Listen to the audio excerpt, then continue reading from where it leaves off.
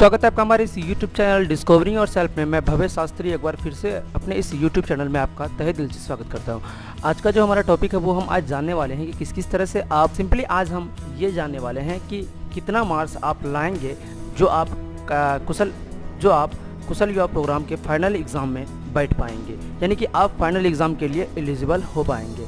तो बिना समय गंवाए चलिए इस वीडियो को शुरू करते हैं। सबसे पहले आप जैसे ही इरा लॉगिन करते हैं, लॉगिन करने के बाद आपका कुछ इस तरह का इंटरफेस नज़र आता है। इस इंटरफेस के दरमियान आपको यहाँ पे दो चीज़ का ऑप्शन दिया जाता है। एक तो होता है आपका रिज्यूम लर्निंग, दूसरा होता है यहाँ पे गो टू कोर्स। तो रिज्यूम लर्निंग पे आप क्लिक करके सिंपली आप जहाँ पे लर्निंग कर रहे थे आप वहीं पे पहुँच जाएंगे। तो हम इनकी बात नहीं करने वाले हैं, हम आते हैं गो टू कोर्स में। तो आप जैसे यहाँ पे गो टू कोर्स में क्लिक करेंगे तो आपको यहाँ पे सेशन का जो है कुछ मार्क्स नज़र आ जाएगा। जैसे कि मार्क्स आप यहाँ पे देख पा रहे होंगे कि ये मार्क्स आपका सेशन का नज़र आया हुआ। जैसा कि आप पहले के दरमियान जो इरा का मार्क्स था वो काफ़ी अभी के दरमियान में काफ़ी बदलाव हुआ है। इनकी क्राइटेरिया में बहुत ज़्यादा बदलाव किया गया है, जिनके माध्यम से आप फाइनल एग्ज़ाम में इन सारे चीज़ों को लाना ज़रूरी है। ध्यान से देखिए इस वीडियो को, ताकि आप ये समझ पाएँ कि कितना मार्क्स ज़रूरी होता है और वो मार्क्स कहाँ से आएंगे। तो चलिए हम शुरू करते हैं। इन मार्क्स को 3 भाग में बांटा गया है। जैसा कि पहला इनका है कि क्लासरूम इंटरनल मार्क्स, दूसरा है लैब इंटरनल मार्क्स और तीसरा है सेशन काउंट। तो चलिए हम जानते हैं एक्सप्लेन करके कि क्या होता है क्लासरूम इंटरनल मार्क्स और क्या होता है लैब रूम और क्या होता है सेशन काउंट। तो क्लासरूम इंटरनल मार्क्स कहने का मतलब ये होता है कि जैसे कि आपके पास 3 कोर्स है, BSc-IT, BSc-LS और BSc-SS। तो आप पाएंगे इन तीनों कोर्स में कि आपको कितना नंबर लाना चाहिए। तो चलिए हम यहाँ पे देखते हैं। जैसा कि आपको नज़र आ रहा होगा, पहला है यहाँ पे BSc-LS lab room internal marks. तो हमको पहले लैब रूम नहीं ढूंढना है, हम पहले चलते हैं क्लासरूम इंटरनल मार्क्स की ओर। तो क्लासरूम इंटरनल मार्क्स आपको जैसे यहाँ पे नज़र आ रहा होगा, BSc-IT का क्लासरूम इंटरनल मार्क्स यहाँ पे आपको नज़र आ रहा है।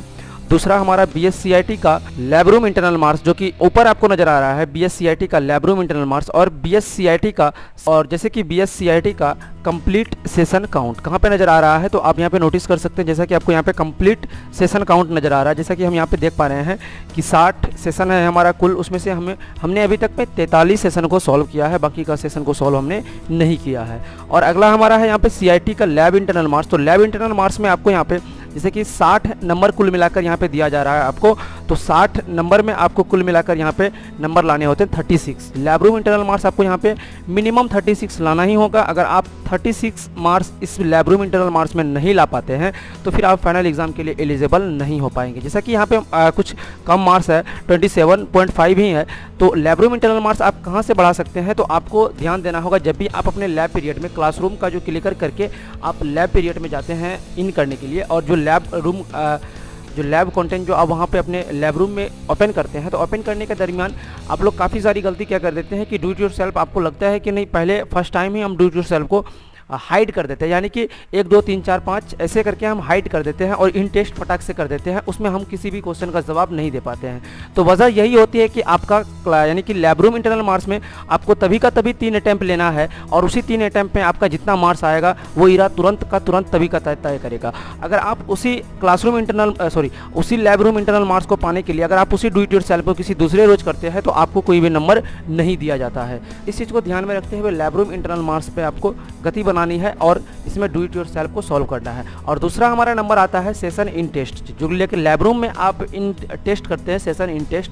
तो ये सारी चीज़ें जो है इन दोनों, दूसरा हमारा है कि टेके चैलेंज, कि आपको यहाँ पे दूसरा मार्क्स जो उपलब्ध होता है वो टेके चैलेंज के नंबर से होता है। कि आप ज़्यादा से ज़्यादा कोशिश कीजिए कि टेके चैलेंज को एक अटैम्प्ट पे बिना कोई गलती किए हुए आप उसको सॉल्व कर दें, तो आपको पूरा का पूरा number lab room internal marks के लिए प्रोवाइड कर दिया जाएगा। अगला है हमारा सेशन इन टेस्ट। तो इसमें से भी कहीं ना कहीं मार्क्स जुड़ता है, तो आपको ये चीज़ नोट करके रखना है कि सेशन इन टेस्ट आपका जब भी आए तो आप उन सारे क्वेश्चन का सही जवाब देंगे। सेशन इन टेस्ट का भी आपको सही जवाब देना ही होगा। तो कुल मिलाकर कहने का मतलब है कि अगर आप BSc-IT का लैब इंटरनल मार्क्स पाना चाहते हैं तो आपको डू इट योरसेल्फ और टेके चैलेंज और सेशन इन टेस्ट का सही जवाब एक बार में देना होगा, तो ही आप लैब रूम इंटरनल मार्क्स को प्राप्त कर सकते हैं, चाहे वो BSc-IT का है या फिर BSc-LS का है या फिर BSc-SS का है।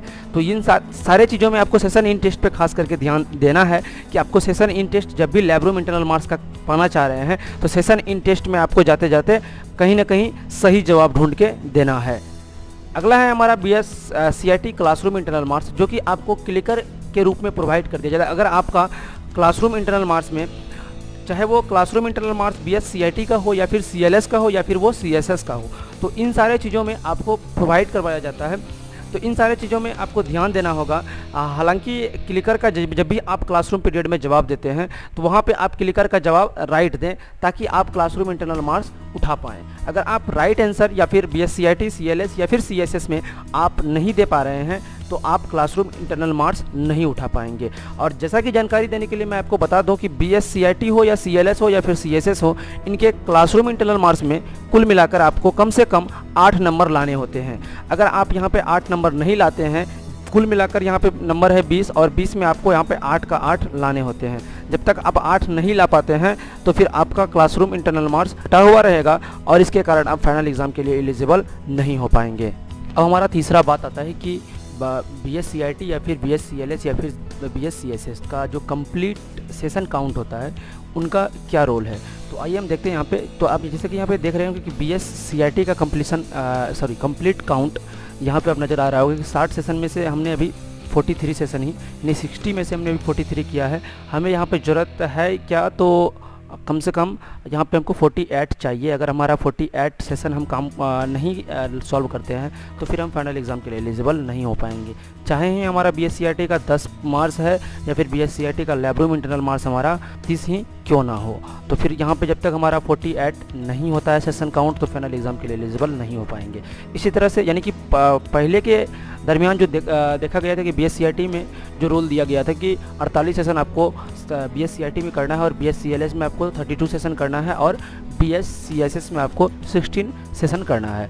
तो कुल मिलाकर बात वही है कि आपको इतने सेशन करना ही करना है। तो आपके स्क्रीन पे एक डायग्राम आएगा, उस डायग्राम में किसमें कितना मार्क्स होना चाहिए उसके रिलेट हम बता रहे हैं। तो आप जैसा कि इस चार्ट में देख पा रहे हैं कि सब कुछ का अंक जो है प्रदर्शित किया गया है कि किस सेशन में, क्लासरूम में या फिर लैब में या फिर सेशन कंप्लीशन काउंट में, तीनों सेशन का कितना लाना ज़रूरी है, तब आप फाइनल एग्ज़ाम के लिए एलिजिबल हो पाएँ। चाहे तो आप इनका स्क्रीनशॉट ले सकते हैं। आशा करता हूँ आपको हमारी वीडियो अच्छी लगी हो तो कृपया लाइक करें, कमेंट करें, शेयर करें एवं हमारे चैनल को सब्सक्राइब करना ना भूलें। धन्यवाद। जय हिंद, जय भारत।